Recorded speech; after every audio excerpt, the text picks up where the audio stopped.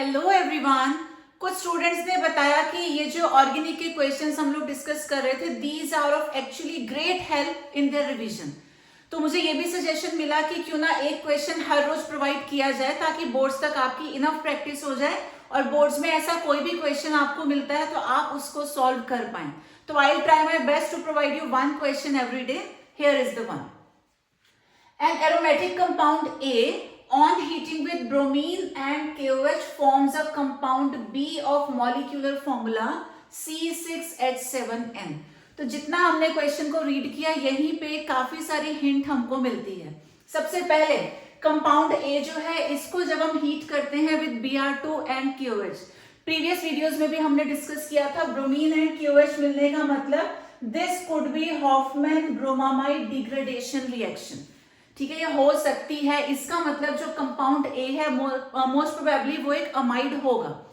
आगे रीड करें तो वो एक कंपाउंड बी फॉर्म करता है विद मॉलिक्यूलर फॉर्मूला C6H7N। तो ए जो कंपाउंड बी बनाएगा, बी का फॉर्मूला गिवन है C6H7N। एंड आपसे मैंने बोला था कि जहां भी 6 या 6 से ज्यादा कार्बन आपको दिखते हैं मोस्ट प्रोबेबली वहां पर एक बेंजीन रिंग जरूर होगी। और यहाँ हिंट भी है कि वो एरोमेटिक कंपाउंड है, यानी कि it contains a benzene ring. तो बेंजीन रिंग तो है, अब फॉर्मूला हमारे पास है, इसके according let's try to find कि और यहाँ पे कौन सा ग्रुप अटैच्ड होगा। तो C6 तो हमने यहाँ पे 6 कार्बन यूज कर ही लिए हैं। हाइड्रोजन 1 2 3 4 5 हमने यूज किए हैं। 6 पोजीशन पे हम कोई और ग्रुप ऐड करेंगे। तो आउट ऑफ 7 हमने 5 हाइड्रोजन यूज कर लिए। We are left with 2 hydrogen and 1 nitrogen. तो यहाँ अगर NH2 लगा देते हैं तो ये हो जाएगा हमारा कंपाउंड B और इसका नाम होता है एनिलीन।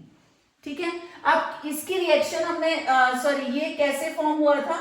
A की reaction with Br2 and KOH।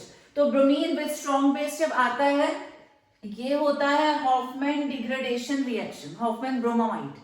तो यहाँ पे जो हमारा ये कंपाउंड ए होगा ये एक अमाइड होना चाहिए। हॉफमैन ब्रोमामाइड में क्या होता है? हॉफमैन तो हो गया साइंटिस्ट का नाम, bromamide, broma stands for this bromine, और यहाँ हमारे पास मेन कंपाउंड होना चाहिए अमाइड। तो अगर हम यहाँ पर CONH2 लेकर के चलते हैं तो क्या ये AS B में कन्वर्ट होगा? ऑब्वियसली यस, क्योंकि जब हम Br2 KOH यानी कि हॉफमैन ब्रोमामाइड रिएक्शन यूज करते हैं amide gets converted to amine, और ये जो सिर्फ CO है इसको गायब कर देना होता है, बाकी सब कुछ एज सच रहता है। तो बेंजीन रिंग भी है, NH2 भी है, तो क्लियर है कि हमने CO को यहां से रिमूव कर दिया। तो ये हमारा कंपाउंड A हो गया बेंजीन विद अमाइड ग्रुप, इसका नाम हो जाएगा बेंजामाइड। उसके बाद वो बोलते हैं which on reacting with CHCl3 and alcoholic KOH।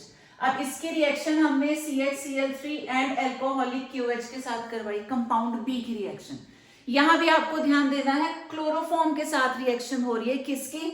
1 degree amine की। तो 1 डिग्री अमाइन जब क्लोरोफॉर्म से रिएक्ट करता है this is carbyl amine reaction. तो ये बहुत ज्यादा इंपॉर्टेंट एक रिएक्शन है which you need to remember. और आगे और भी हिंट आपको मिल जाएगी, वो कहते हैं कि प्रोड्यूसेस अ फाउल स्मेलिंग कंपाउंड C। तो ये जो C हमको यहाँ मिलेगा ये कैसा है? फाउल स्मेलिंग, इसकी स्मेल बहुत बुरी होगी। और फाउल स्मेलिंग हमारे पास होते हैं आइसोसाइनाइड्स। तो यहाँ पे जो प्रोडक्ट हमको मिलेगा that should be an isocyanide most probably. तो हमने क्या किया, एनिलीन में CHCl3 ऐड किया in presence of alcoholic KOH, this is carbyl amine reaction.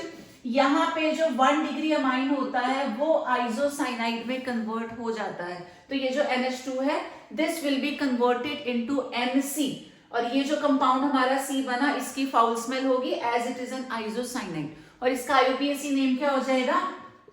This is phenyl isocyanide. NC हो गया आइसोसाइनाइड, उसके साथ में हमने फिनाइल ग्रुप को अटैच कर रखा है। अब वो बोलते हैं right the structures and IUPAC names of ABC। तीनों काम हम यहाँ कर चुके हैं, तीनों का हमने स्ट्रक्चर भी शो कर दिया, तीनों के IUPAC नेम्स भी लिख दिए। तो this is the way we need to solve such question.